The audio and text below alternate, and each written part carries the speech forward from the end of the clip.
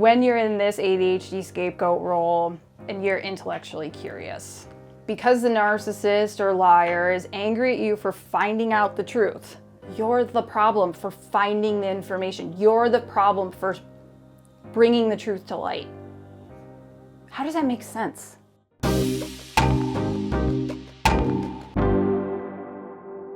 Hello, truth tellers. Welcome back to the ADHD Scapegoat podcast, where we talk about everything ADHD and scapegoating. I'm Angie. I'm Jeremy. And today we're going to discuss number 3 on my list of why you were chosen as a scapegoat. And that is, you are curious. So if you haven't listened to episode 1, that you are the truth teller, or episode 2, you are a highly sensitive person, go back and listen to them either before or after you listen to this one. And today is part 3 of that 5-part series that we've been working on. So being curious, what does that mean to you, Jer? I'm curious what this episode, how it's going to take shape, what it's going to be about. Being curious just, to me, means wanting to know more. Wanting more knowledge, more education on a subject. All right. Yeah. Am I close? Did I pass? Yes, of course. Yeah. And so when something doesn't make sense, I ask questions to understand. So I've always had this, it's like kind of an intense, but a natural curiosity. Like later learning that that's a clear sign of ADHD, right? But when I would ask a question, whether it was to my parents, siblings, teachers, whoever, I could tell when they're giving me a bullshit answer. I just knew. That doesn't make sense. And maybe, which very well happened, that maybe I just heard it wrong, or I have a lot of noise sensitivity we talked about. So maybe there was something in the way. Maybe I just needed them to explain it a different way, because the way they understood it and the way they were, teaching it or explaining it to me, I didn't really understand. So maybe I just needed a different way of explaining, or maybe if they could, slow down and say it, piece by piece. Maybe it happened fast. Maybe they said it really fast or something. But if they weren't clear on their explanation, and maybe I just needed another chance to hear it, and then they could organize their thoughts, I could organize mine. Okay, really, it's like a legitimate, I don't really understand. Help me understand, right? So there's no shame in that, right? Not at all. Yeah. No shame in just saying, help me understand that. I don't understand that. Can I ask a question real quick? Yeah. So when you were curious in class, or you said you can kind of sniff out when someone's kind of just dismissing your curiosity, or did that happen to you a lot in, I don't know, a school setting or a professional setting? There's definitely times where, if you're asking a question, and with ADHD, if we're interested in something and we have that curiosity, we can go down a rabbit hole and you could not get things done, right? So sometimes I would understand it, because after any of these, interactions, there's a self-reflective part always that I do, and trying to understand, oh yeah, you know what, they were actually just trying to move along with the meeting, and my questions I could write them down and we could discuss them later. Or do you know what I mean? Things like that. It wasn't a need to know now. And that's, part of it, impulse control thing. And, sometimes you don't really understand what that person's, full vision for why they're telling you something. So maybe they're going to be telling that down the line, and you're kind of jumping the gun by asking a question, because our intuitive nature also puts us all the questions as they're rapid firing in our head. They're not just rapid firing out of our mouth.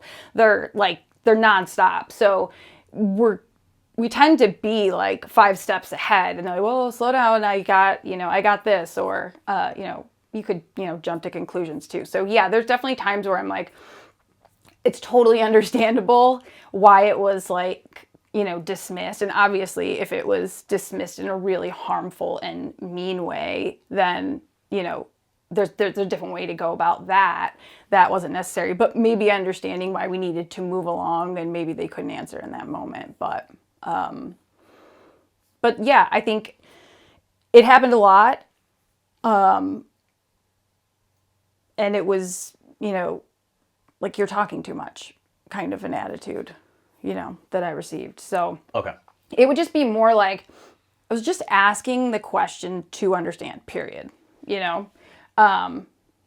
but like I was saying, like, we're highly intuitive. We can also see things that other people can't. And especially in like stressful situations, we kind of like thrive in those types of situations. So, sometimes people shut down, sometimes people don't know what to do. And, it's kind of the ADHDer who jumps in to help. So the ADHD mind is not really satisfied with like what and where. We're almost always driven by why, how, like really want to understand. And it's an intellectual curiosity, and that's what brings innovation, creativity, and all these other things where we see all the positive aspects of ADHD. So it allows you to dig deeper than other people would. Some people are like, okay, enough. I have enough information. Good. And you're kind of like, I don't think we're at it. I don't think we got to the solution, or, whatever the case may be. But you can kind of go down a rabbit hole of research, like I was saying. Kind of set a timer to go, okay, stop the research. What you're describing right now is Otis's obsession with the Beatles. Yeah. Nonstop. Yeah. I mean, and he's done it with other things. He did it with One Direction. Mm-hmm. He did it with planets. Mm-hmm. He did it with presidents. He did it with states and capitals. And countries. And countries. And the current obsession is Beatles. And it's fantastic. Because I'm listening to more Beatles songs than I've ever listened to, which is fun. But it's like, he can't just know right. That a song was recorded for an album. He needs to know every instrument that was played on that song, who recorded it, who wrote it, how many times it was recorded, how many albums it was, how many was versions. Was it remastered? Yeah. Oh, remastered, yeah. Yeah. Totally. It's great because he's learning about more than just that Beatles song. Right. So it's not just like, oh, I like the Beatles. I like, Yeah, it's a deep intellectual curiosity, and it's really fun to see. Right. And I've always seen that in you. It's an admirable trait. Yeah, and it can get like, okay, I can't hear another Beatles song today. Let's switch it up.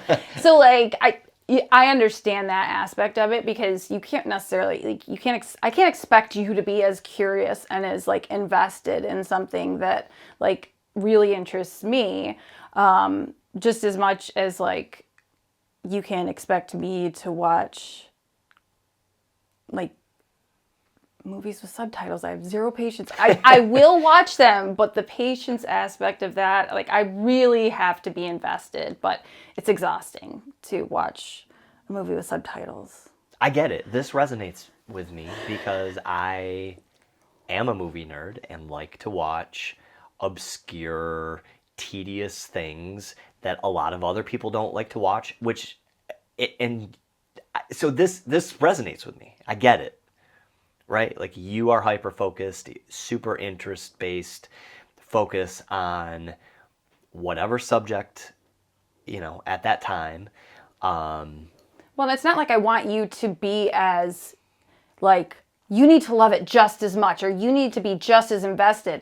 Like, and at the same time, I don't want you to be dismissive and scoff and laugh at my interests, right? So it's that same type of like, I want to understand the interests of others and I want to learn from them. But being dismissive or mocking of someone else's interests was like, yeah. I have a do you attitude. Yeah. You I know, mean, it's not, you're not hurting anyone with this interest. If it was, a harmful thing that was harming others, then there would need to be, another, but that's never, especially in kids, it's never a malicious intent. Even though it's kind of, by emotionally immature adults, it's perceived as malicious intent. Like it's when we're on the 20th time of hearing the same John Lennon song that many times in a row, it can feel malicious. It's not. I understand that he's trying to hear a note or a line, but okay. I get it. Yeah. Especially some of the more like trippy songs that they have where like there's a lot of sharp notes in it. It's kind of, But anyway, moving along. So around the idea of being curious, and up until, 5-ish years ago, maybe, I didn't necessarily put it together or look at it or, get more curious about it. But my favorite Disney movie growing up was Alice in Wonderland. And I liked all the Disney movies. It was kind of like, there's something that, I liked. But from the beginning of that movie where she's like under that tree, she's supposed to be listening to her reading lesson and she's like distracted by her cat. And then she's like, playing with the flowers and she just starts imagining and that, that's how you get into it. I just like connected with that. Like she says something, I don't know what the exact line is, but it's something about like, how am I supposed to pay attention to a book with no pictures, because she's just being read to. And then she uses, the term that her adventures keep getting curiouser. And one of the quotes that I looked up was, sometimes I've believed in as many 6 impossible things before breakfast. So really, it's like that inner creativity and, your mind going nonstop in an ADHD brain. It's your imagination just builds and builds and builds. And you actually, with the right supports and the right, appropriate expectations of a child and, allowing them to grow, those things can help them actually achieve the impossible. I actually found this Instagram post from it's _ADHD_entrepreneur, and she has like a ton of great stuff, but I happened to see hers. I had it saved for a while, but she talks about Alice in Wonderland and how it's an ideal metaphor for the experiences of those with ADHD. And I remember looking back and being like, oh my God, there's this, and then there's this, and then there's this. And it's like, I looked at him and I was like, I think Alice has ADHD. But she talks about on this Instagram post how Alice often felt disoriented and disconnected from the world around her. And she's distracted by it and then follows a talking white rabbit down a rabbit hole, embarking on a journey that leads her to an unpredictable and chaotic world. She consistently personifies impulsivity, from drinking unidentified potions and participating in a tea party with the Mad Hatter. Her impulsive decisions constantly lead her to unpredictable outcomes.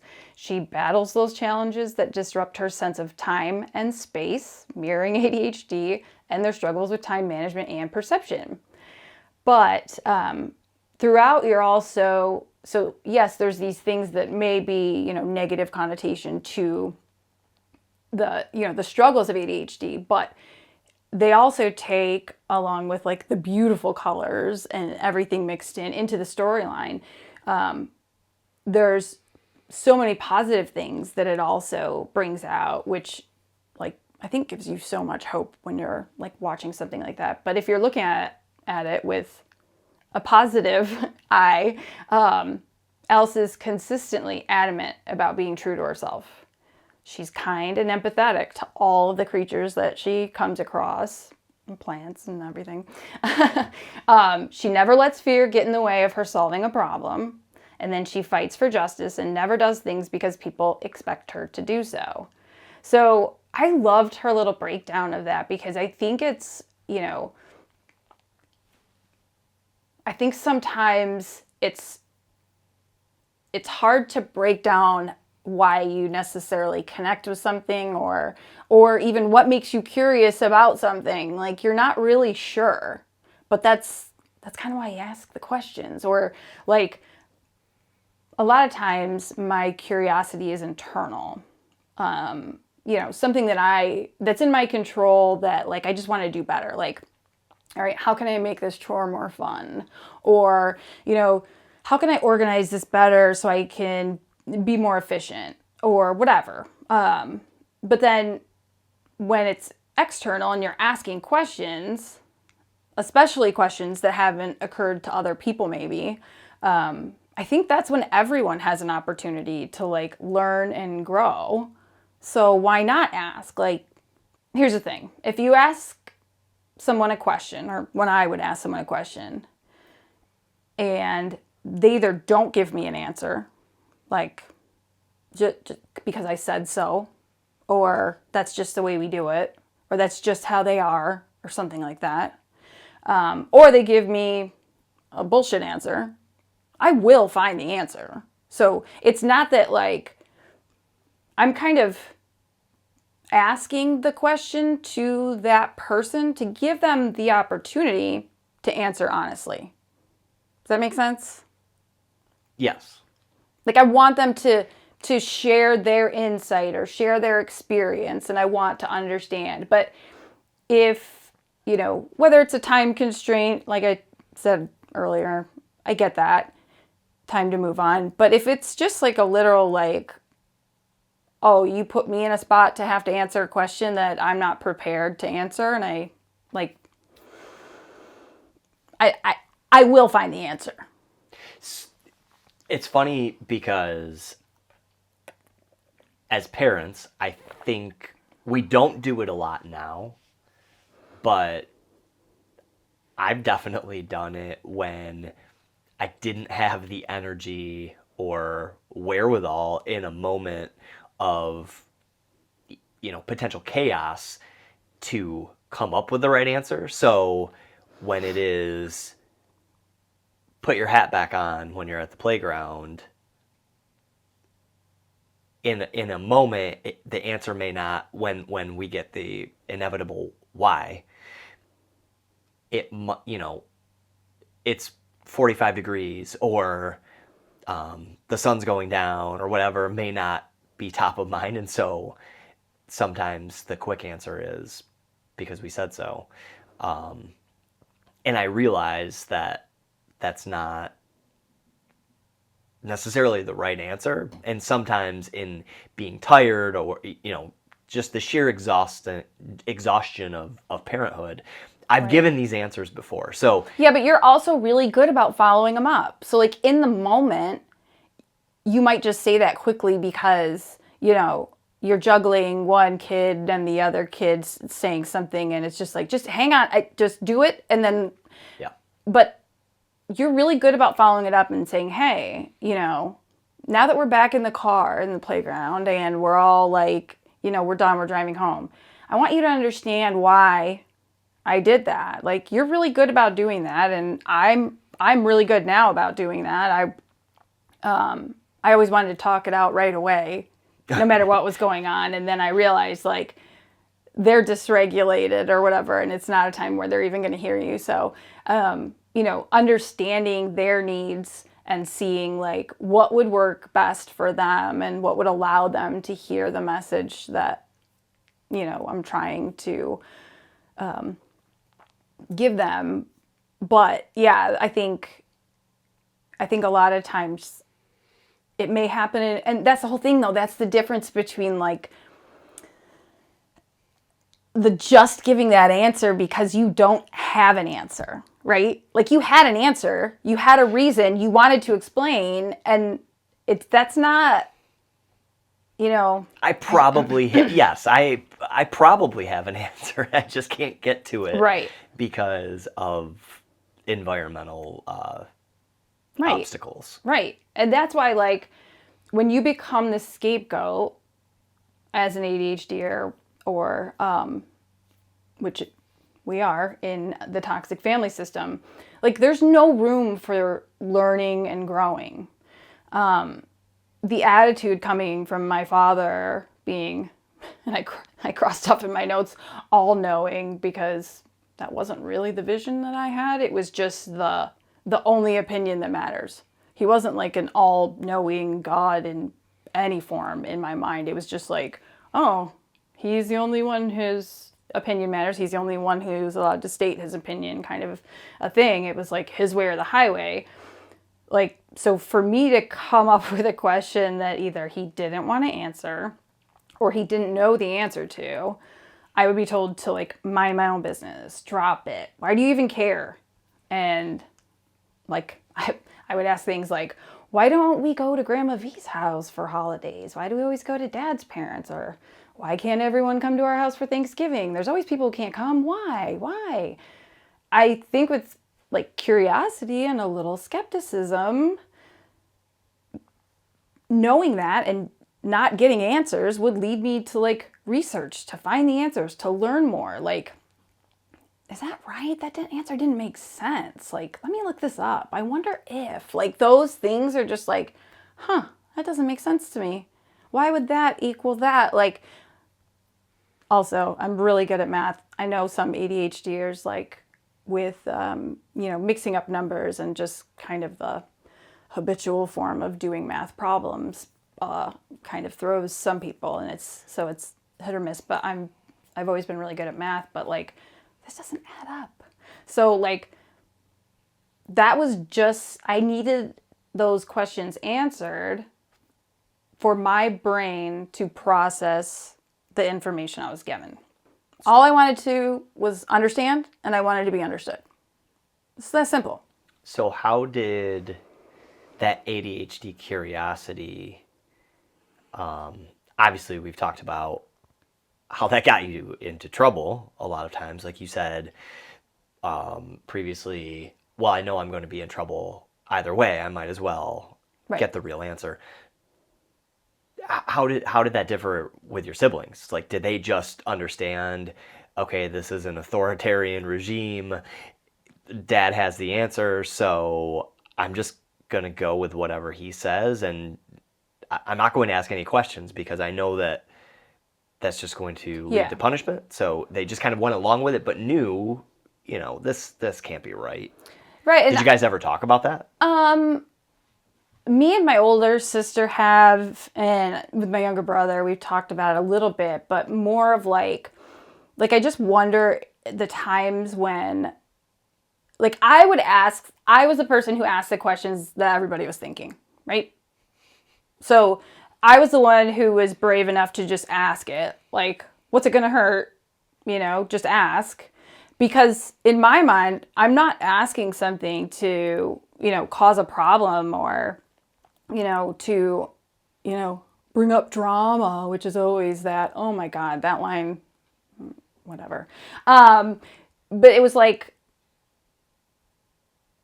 they understood how it worked, and in their own way, because we were all surviving. So no matter what our role was, even like my older sister was the former golden child. So even though she was in like the, quote unquote prime position to get the preferential treatment from our father, it was like she was still being harmed in the system because she wasn't allowed, like, she had to stay, in order to stay in that role, she had to obey and follow his, his line of thinking. And I remember her telling me a story, and she totally told me I could share this anyway, but where she was at college and she was like, it was like one of her first classes, and a professor asked her what her opinion was.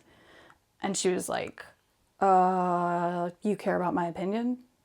I don't have an opinion. I was never allowed to have an opinion. Like, it like stopped her in her tracks. And like, I never struggled with that, right? So like, as the scapegoat, my opinion never mattered. It was actually like disregarded. It was mocked. It was like, all my siblings or the other family members were like told I was lying, like it like ahead of time. So I never had to, like, I had a ton of opinions. Sometimes I kept them to myself if I was just exhausted, because it's exhausting having ADHD in a place that's an unsupportive environment, alone.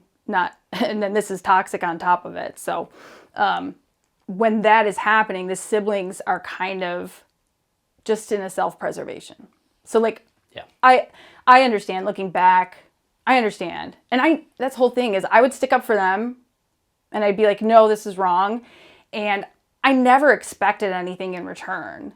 I just expected them to not be mean to me. Like I wasn't expecting like, bullying coming from them based on that. But it was like, I wasn't expecting them to stick up for me as well, because they saw how I was treated when I stuck up for them or when I stuck up for myself, right? So like, I understood. And sometimes both my sisters, when we would be like, playing alone in our room, they would be like, that's not okay. I'm sorry that happened to you.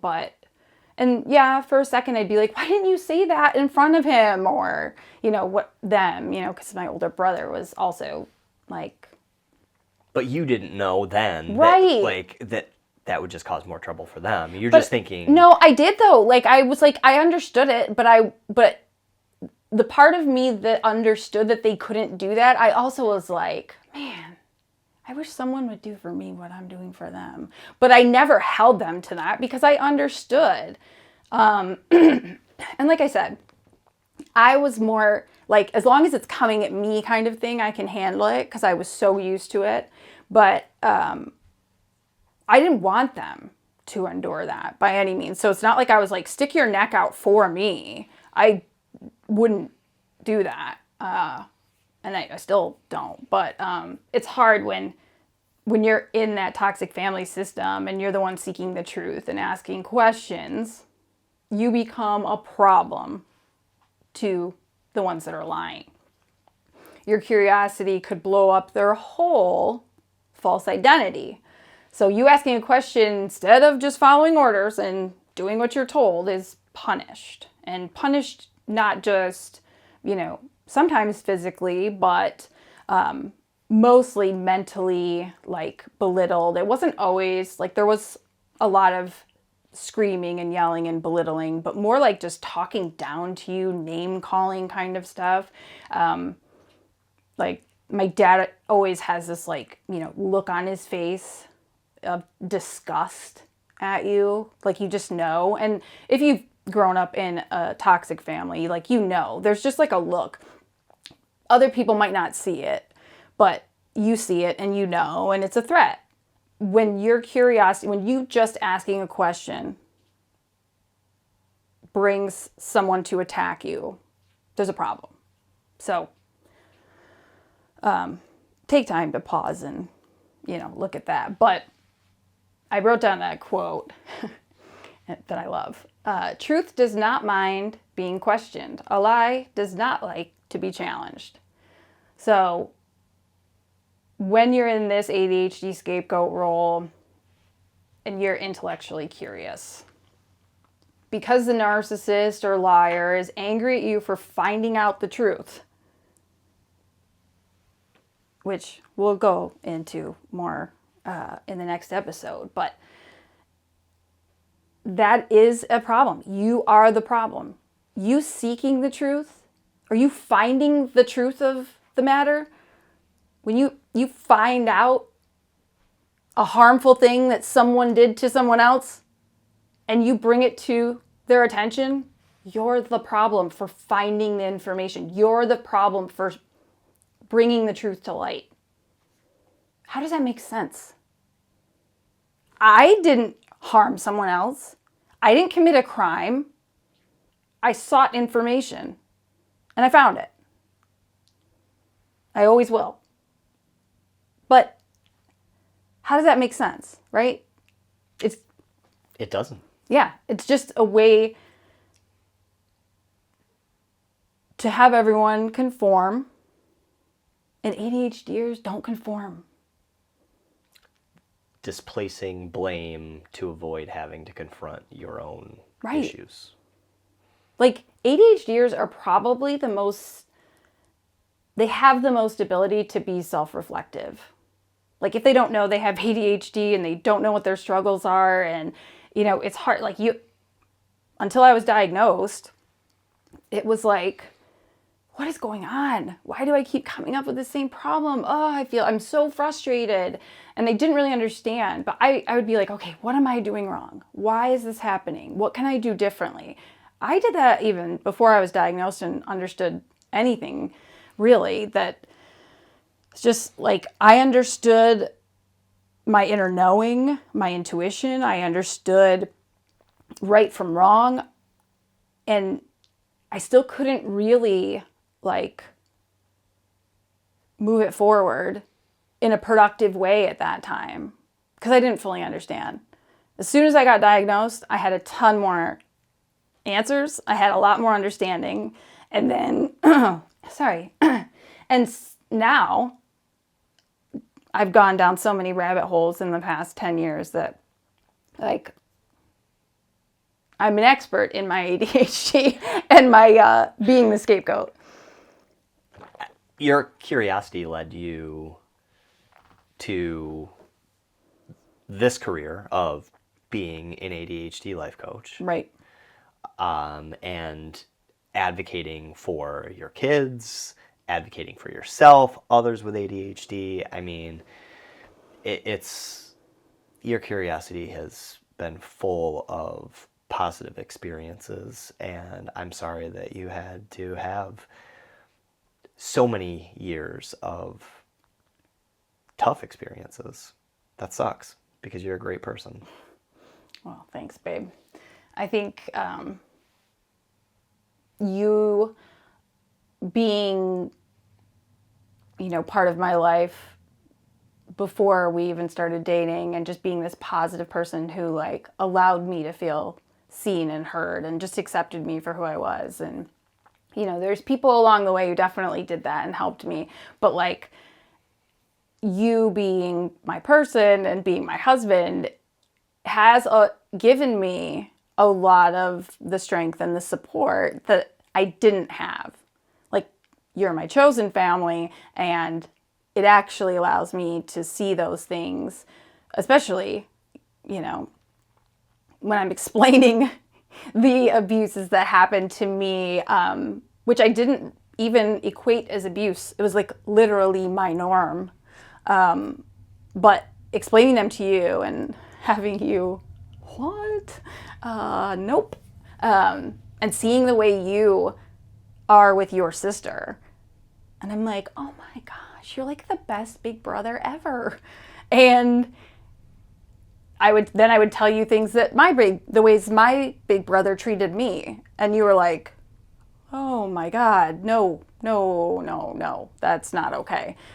And I was like, I mean, I knew it wasn't okay, but wow, it's you're taking a step back, in shock. So anyway, to wrap up, we could go on and on, but, and like I said, we'll go into kind of where we left off. You don't want to into do the next more episode.